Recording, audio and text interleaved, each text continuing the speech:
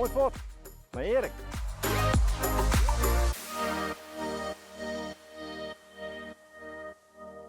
Wat brengt u in Burgum?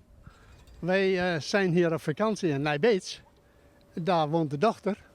En vandaar dat we daar jaarlijks 3 weken zijn. Die gaat met vakantie en wij hebben hier vakantie. En zo komt u nog eens ergens. Ja, dat vind ik ook. Dat vind ik ook, ja. Dus wij fietsen alle dagen een beetje. Hè. Zeker de Friese wouden in, die kant op. Hè. Het is hier deze kant op is het wat kaler. Dus wij zoeken het wat meer in de bossen, die kant op. Dus dat doen we eigenlijk al die puntenroutes een beetje af.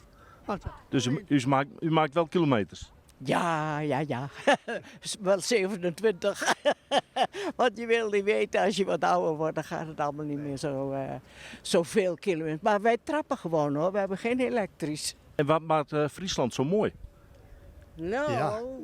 de meren en het echt wel mooie fietstochten overal, mooie fietspaden. Ja, dat is allemaal heel goed bekeken. Dat kan je wel wezen.